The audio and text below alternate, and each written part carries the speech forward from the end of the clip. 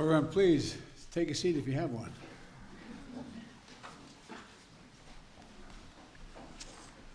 Well, it's great to see you all today. President Macron and I have had a chance to spend some time together. We went to private dinner last night with our wives, and just came to tell you that we're leaving. It's wonderful to have him here. We've had great conversations and always appreciate the opportunity to share ideas with you, Mr. President. And I especially enjoyed our time that Jill and I and Brigitte had last night in our visit. First time I've gone to dinner, a private dinner in Washington in a long, long time. But I had the protection of the French government with me. All kidding aside, France is one of our strongest partners, and historically, one of our strongest partners and our most capable allies. And Emmanuel has also become a friend, in addition to being president of that great country. And we share the same values, and we remain the core common agenda that we address all challenges together.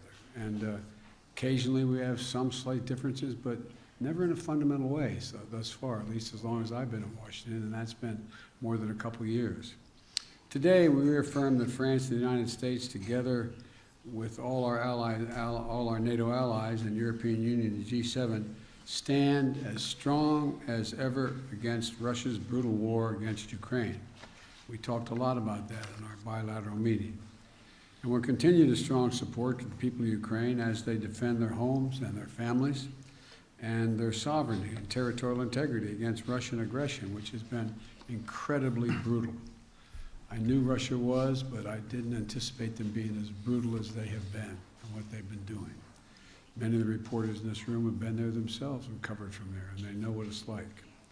Today, we reaffirm that, as I said, we're going to stand together against this brutality. And we'll continue the strong support for the Ukrainian people as they defend their homes and their families and their nurseries, their hospitals, their sovereignty, their integrity, and against Russian aggression. And I want to thank you, Mr. President, for welcoming that the people of France have given to over 100,000 Ukrainian refugees. It's a mark of who you are as a people. And they're fleeing Putin's just barbarism.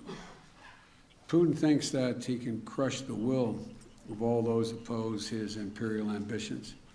But attacking civilian infrastructures in Ukraine, choking off energy to Europe to drive up prices, exacerbating the food crisis, that's hurting very vulnerable people, not just in Ukraine, but around the world. And he's not going to succeed. President Macron and I have resolved that we're going to continue working together to hold Russia accountable for their actions and to mitigate the global impacts of Putin's war on the rest of the world. The United States is helping Europe diversify away from Russian natural gas in the immediate term, and while accelerating our clean energy transitions, and we're going to continue working in close partnership with Europe as we move forward. I welcome the progress we've already made in many of these issues through the US-EU Task Force on Energy Security. And today, we also committed to deepening cooperation between France and the United States on civil nuclear energy through our bilateral clean energy partnership.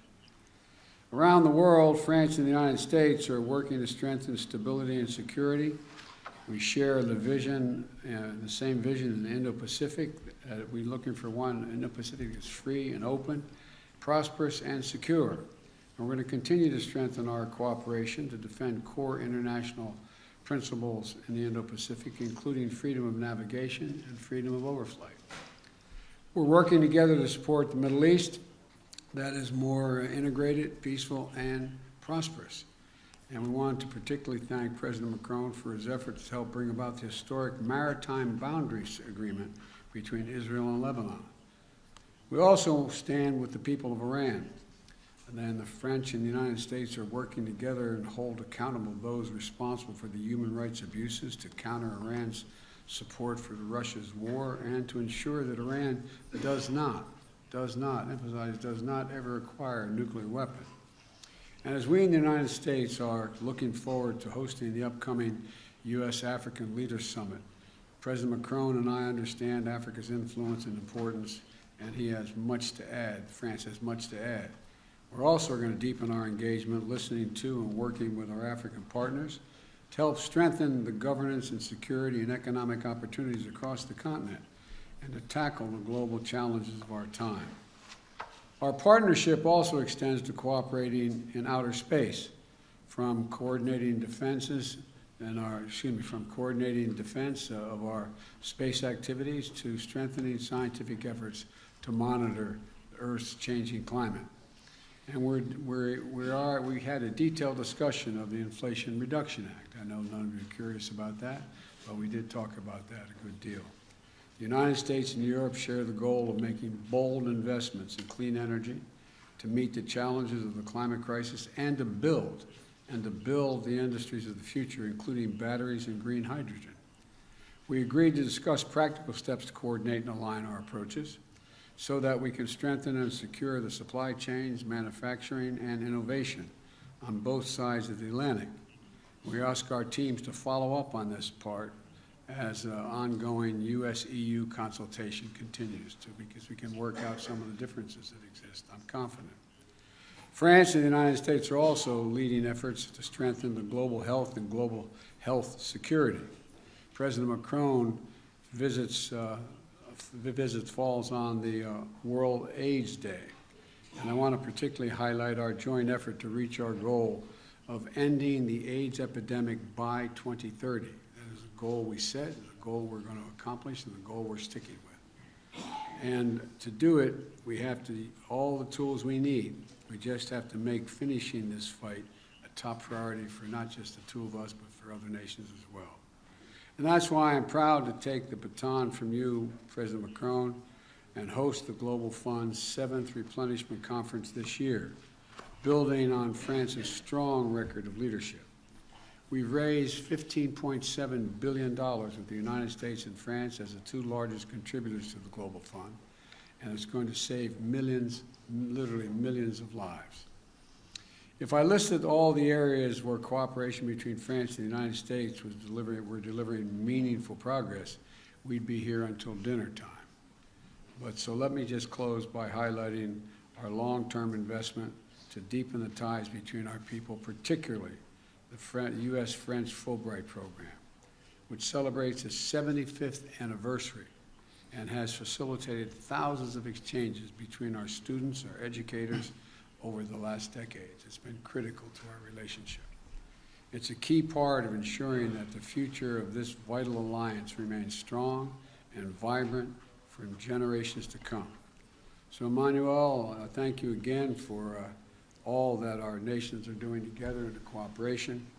My administration has built our foreign policy around the strength of our alliances, and France is the very heart of that commitment. So merci, my friend, and I look forward to continuing to work with you. And as I used to say in the body I worked in a long time, in the United States Senate, the floor is yours. Merci, Monsieur le Président. Monsieur le Président.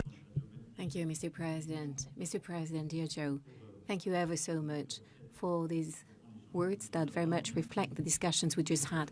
But most importantly, thank you very much for your warm welcome. And indeed, together with my wife, Brigitte, we were very pleased to share this moment together with you and your spouse last night. And let me tell you how honored and moved we are, both my delegation and myself, to be here, invited by you on the occasion of this first state visit by your administration.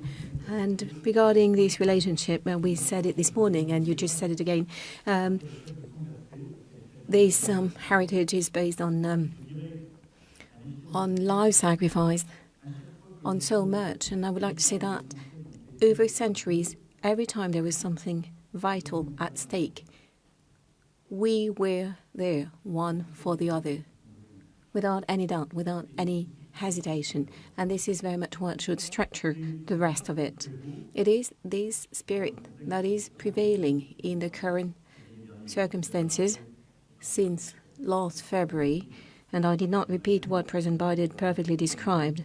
And dear Joe, indeed, you very much describe what we're doing together in Ukraine. We clearly condemn this war immediately. We led all the diplomatic actions to condemn this war, the war crimes committed by Russia on the Ukrainian soil, and we support both the Ukrainian army that is resisting, the Ukrainian population resisting as well. And please allow me here to very much thank the United States of America for all the support provided, because this war is impacting the European soil even more directly, and you've chosen to invest so much to contribute to this joint effort.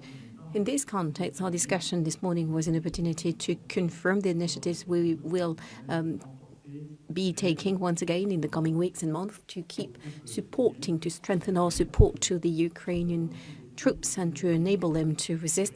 We also agreed to continue to work together to support the Ukrainian people, to help them resist, because we can very well see today that the Russian war effort is very much targeting the civilian infrastructure, bringing even more violence to try and make the Ukrainian people desperate and make it impossible for them to survive this winter. This is the reason why we decided to organize on the 13th of December a conference to support Ukraine, and very much would like to thank you for the close cooperation in preparing for that event.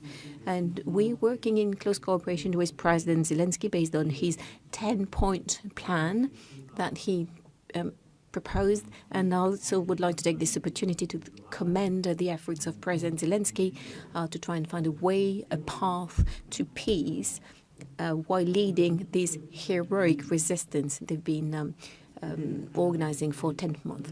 We always agreed, help Ukraine resist, never give up on anything in the UN Charter, prevent any risk of escalation in this conflict, and make sure that when the time comes, on the basis of conditions to be set by Ukrainians themselves, help build peace.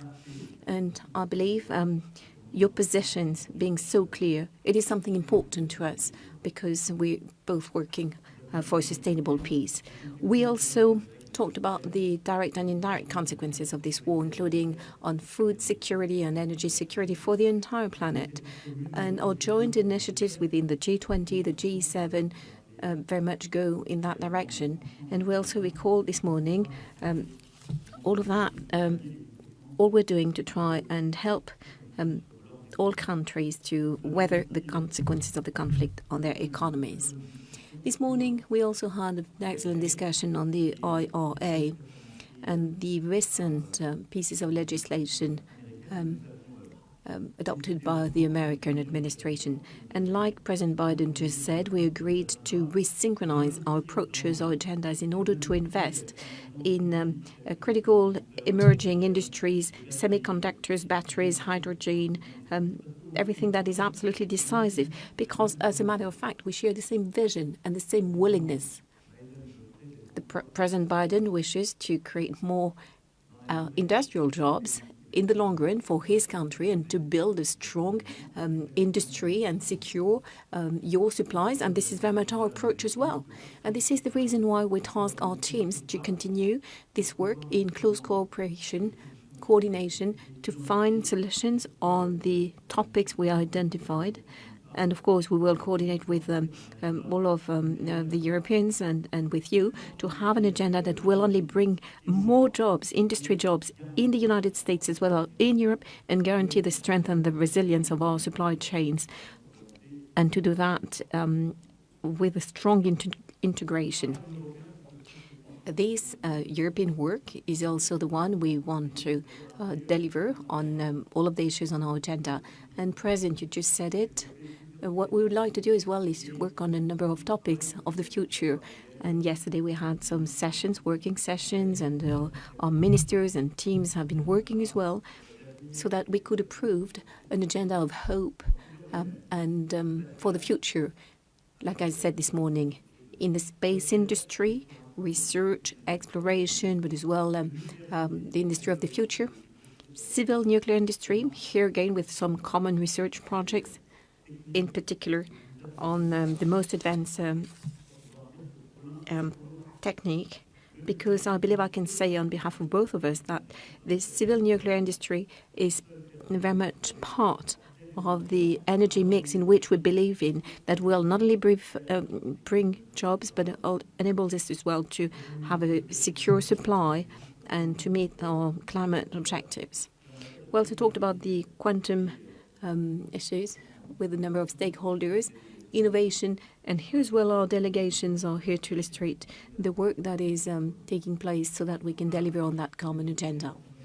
Lastly, we also have all of our commitments on the major international challenges, which are very much, I would say, feeding our relationship as well.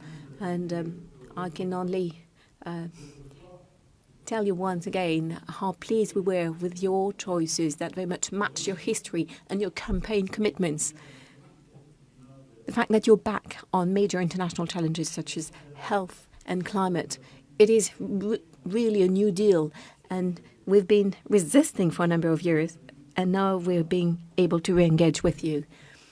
And on this day of World AIDS Day as well, we are very much continuing to work to deliver by 2030. And I would like to say how much has been achieved by both our countries,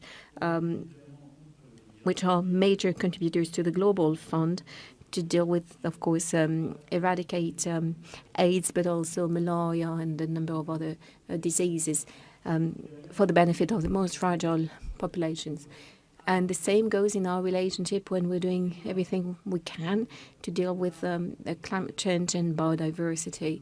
Of course, we want more innovation, we want to promote solutions on climate change, but we also very concretely acknowledge a number of initiatives in this respect on the occasion of this state visit. It is about finding a new financing means for the most fragile countries, emerging countries, to support them on both development and climate change. And in this respect, you will be playing a key role in the summit we intend to organize next summer to build a new partnership between the North and the South. And this is very much along the lines of providing more resources to the southern countries and as well reforming our main international financial institutions with the reform of the World Bank and a number of international existing tools. And regarding the biodiversity, we had this lunch yesterday with the relevant caucus. And here again, our willingness is to have an agenda which is extremely ambitious. In particular, we will be working together to prepare for the One Forest Summit in Gabon, in Africa, at the end of the next semester. And this topic, of course, is very much at the heart of the ones you will be covering with the African countries coming to Washington in a few days. So here again, a strong convergence of views between us. And lastly, we will continue to work together to fight terrorism and to act for peace. And of course, my thoughts go to our soldiers who fell in Afghanistan, in the Middle East, in Africa over the past few years, to fight for the security of these regions of the world and of all countries. And here again, please allow me to say once again that we're committed within our international coalition in the Middle East through our military action, and we will continue to do so because this fight is not over yet, and it is important to remind all of our allies and partners that we need to continue to work to fight terrorism in the Middle East and in the Near East.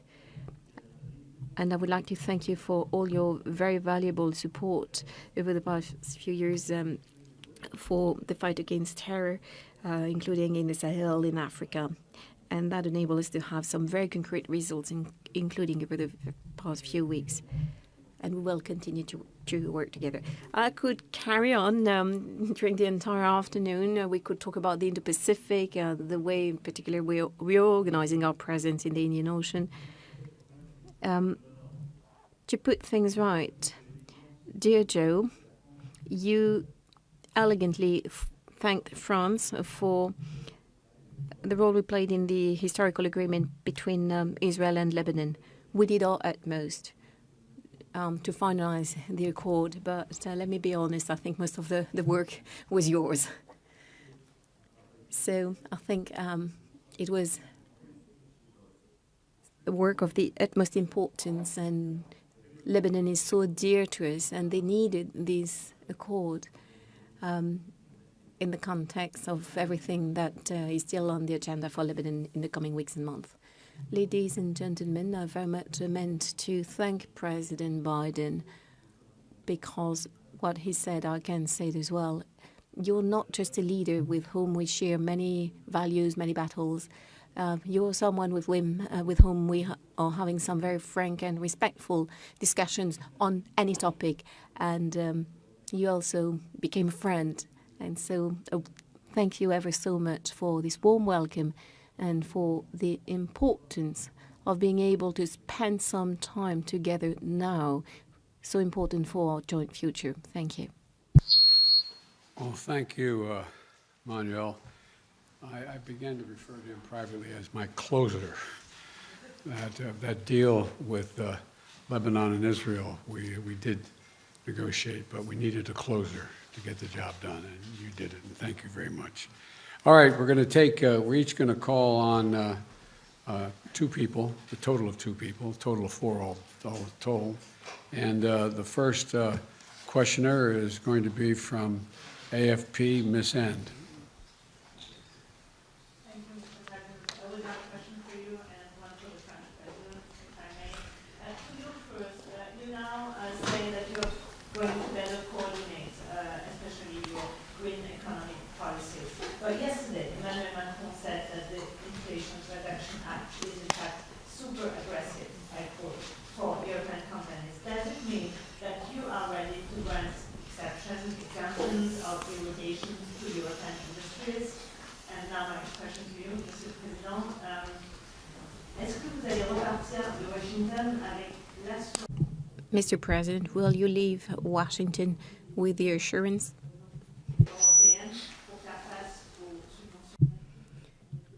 that you will be able to deal with these massive subventions? The journalist doesn't have a microphone. So you think there's a risk of generating divisions? I'll answer the last question, since I didn't hear any of it. I didn't understand a word of it, so I'll answer it. I will take care of it. No, look, the United States makes no apology, and I make no apology since I wrote it for the legislation you're talking about. But there are occasions when you write a massive piece of legislation, and that has almost $368 billion for the largest investment in climate change of all of history. And so there's obviously going to be glitches in it and need to reconcile changes in it. For example, there's a provision in it that says that there is an exception for anyone who has a free trade agreement with us. Well, that was added by a member of the United States Congress who acknowledges that he just meant allies. He didn't mean literally free trade agreement. So there's a lot we can work out. But the essence of it is we're going to make sure that the United States continues, and just as I hope Europe will be able to continue, not to have to rely on anybody else's supply chain. We are our own supply chain, and we share that with Europe and all of our allies, and they will, in fact, have the opportunity to do the same thing. So there's tweaks that we can make that can fundamentally make it easier for European countries to participate and or be on their own. But that is something that is a matter to be worked out. There is no fundamental, it was never intended when I wrote the legislation, never intended to exclude folks who were cooperating with us. That was not the intention. The intention was to make sure we're no longer in a position when there was a pandemic in Asia and China decided they're going to no longer sell us computer chips. We invented the damn things, so it's, anyway, but my point is we're back in business. Europe is back in business, and we're going to continue to create manufacturing jobs in America, but not at the expense of Europe. Ce que nous avons échangé avec what we've been discussing with President Biden and what, as a matter of fact, he just said, and that's what I talked about with the caucus yesterday. That's simple. The United States of America adopted a piece of legislation for their country, for their industry, which with a common objective goal that we share: creating jobs, creating opportunities for the middle class, and succeeding in implementing the energy transition. The reality is that the consequences, as we've seen in our discussions, it is certainly not the intention of the United States, but as a matter of fact, projects that were growing, being developed in Europe, there's such a difference in subsidies that these projects might come to an end.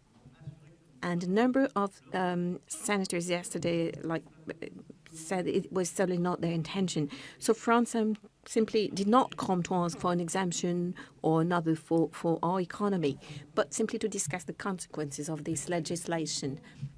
And the news, the circumstances mean that we have no alternative but to work together. So therefore, I believe we need to resynchronize, as I say, find a new policy to clarify our goals and continue together. And the discussion we had this morning was extremely clear. And I could feel the very same intent on behalf of the members of the Congress yesterday.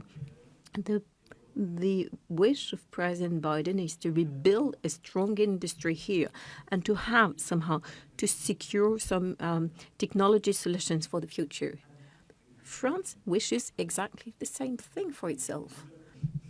And we've been fighting day in, day out to do the very same thing in our country. And this enabled us to put an end to some 15 years of industry loss in our country and to have new manufacturing jobs. And so we'll be working on that, and we decided to do that together with the other members of the European Union and the European Commission. So we will work on the technical elements to make sure that there is no domino effect on ongoing projects in Europe. We want to succeed together, not one against the other. It's been clear. This is the outcome of our discussions this morning, and this is exactly the philosophy that I share, and it is the one that we need. Bonjour, messieurs les présidents. William Galli. President William Galibert on behalf of RTL Radio. In French, President Biden will say there is no love, there is only proof of love. Do you feel that your French friend will go home very much reassured? Do you feel you were able to reassure your European friends? And to be more precise, President Macron, do you have some specific deadlines or specific industries in relation to which you're hoping to have some adaptation of the economic policies of the United States? Well, first of all, to be very clear, we have some work to do with the Europeans on semiconductors, hydrogen, batteries.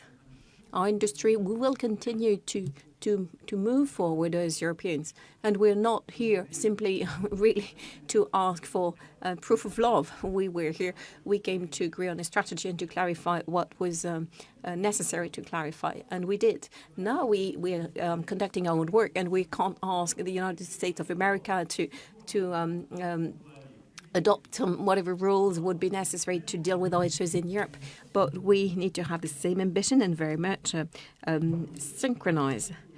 And in addition, we clarified things today, and there are already a number of discussions frameworks, and it is in the coming weeks and months that we will deal with that, and fairly quickly, because these projects are ongoing. So for me, there is some very clear strategy. We've had some very frank discussions, and I believe accordingly that in the coming days, the discussions we will be having with the European Commission, the discussions we'll have in close cooperation with our German partners and others will enable us to very much clarify all of this without any difficulty. So I'm going home confident, but as well lucid as to what remains to be done on the European side, which is a good thing. I'm confident. It's my answer.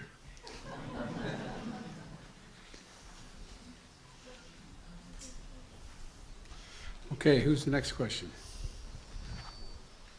Got my list here. On this side. Is it my turn to call on someone? Right? Okay, how about NPR, Tom Merkis? Thank you, Mr. President.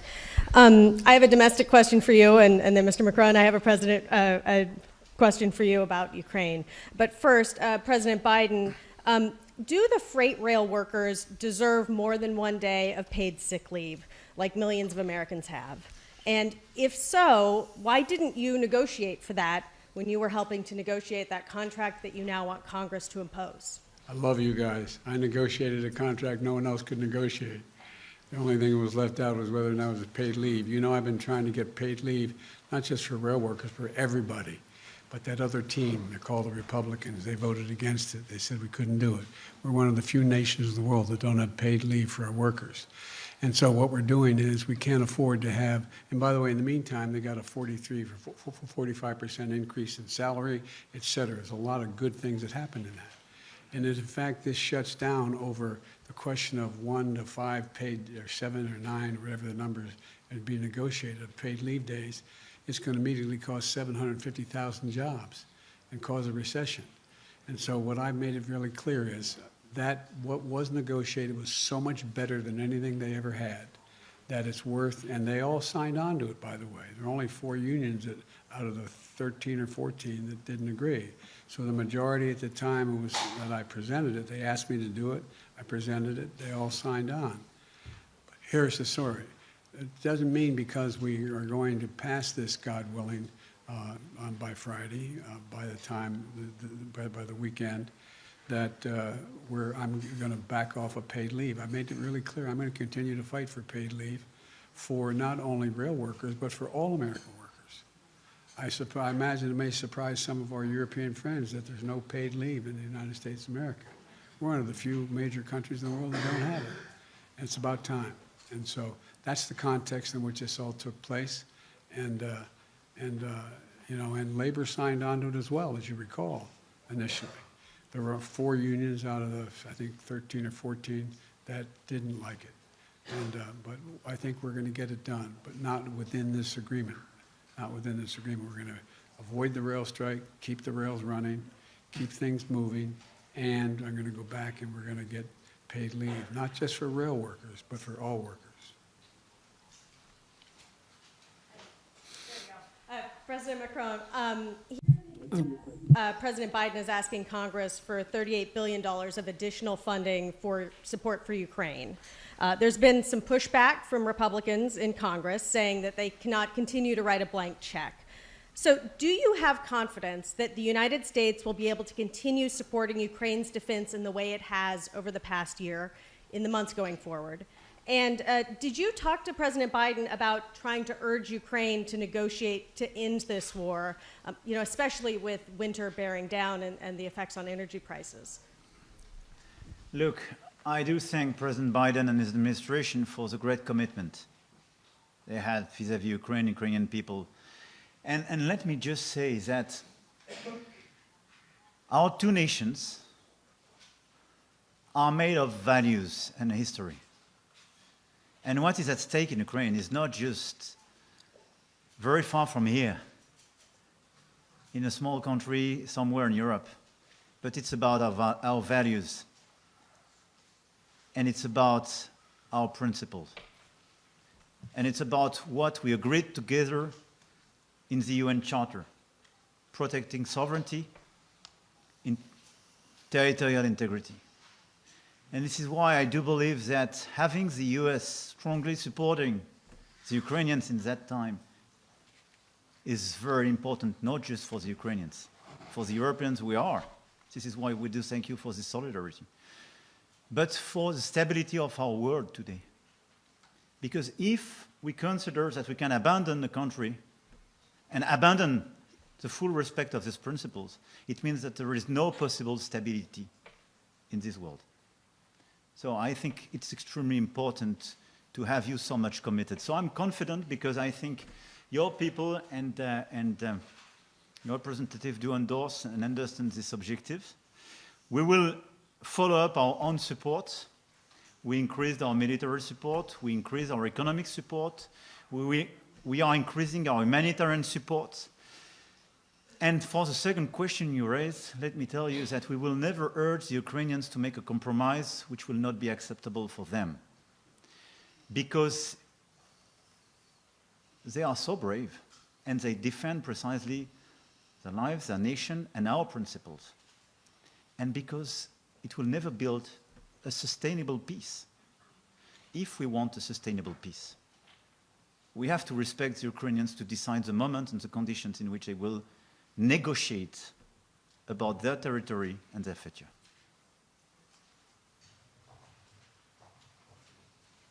This will be the last question.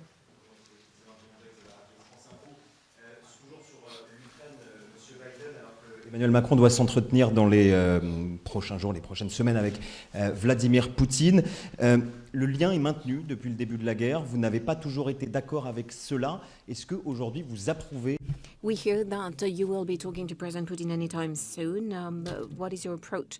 And as the Ukrainian war seems to be at a turning point, do you feel realistic that President Zelensky is putting a condition to open negotiations, and that is the return of Crimea to Ukraine?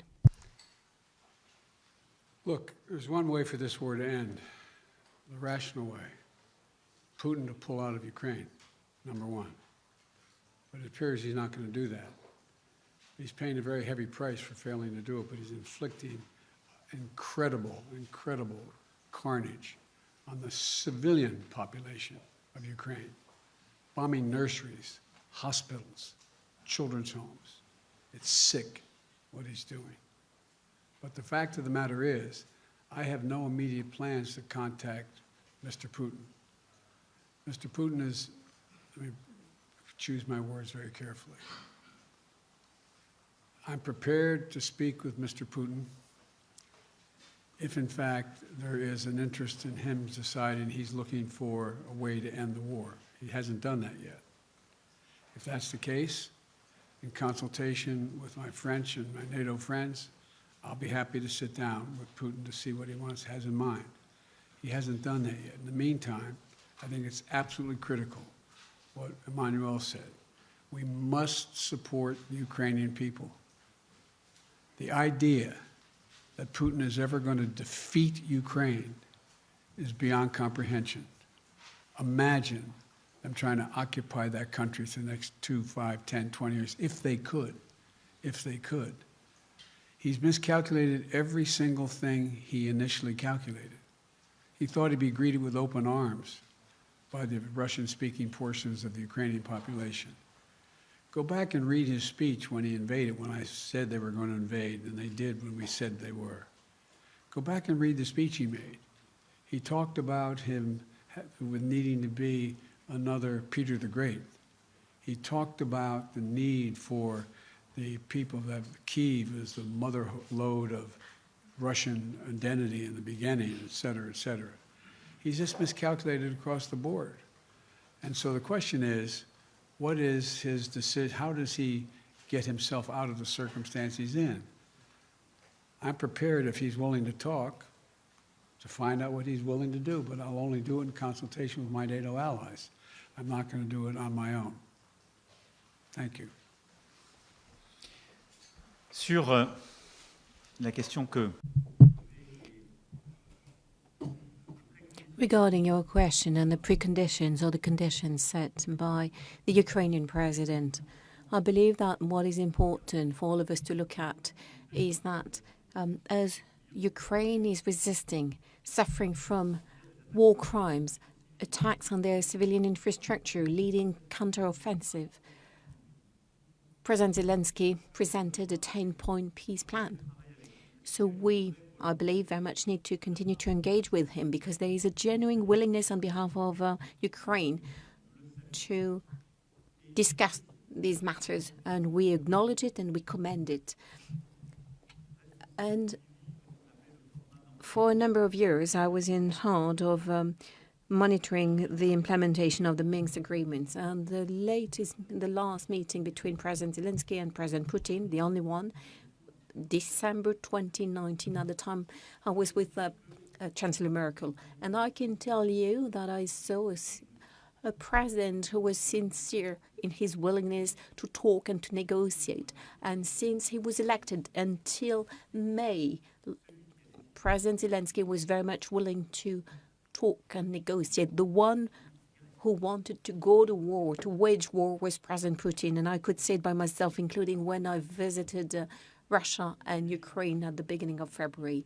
So it's only legitimate that President Zelensky sets some conditions to talk.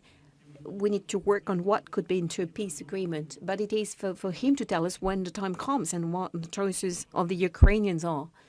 So once this has been said, indeed, I will continue to talk to President Putin. And as a matter of fact, we talked about it this morning with President Biden, because we constantly as well try to prevent escalation and to get some very concrete results. So I will talk to him about security and safety of nuclear plants in the areas that are being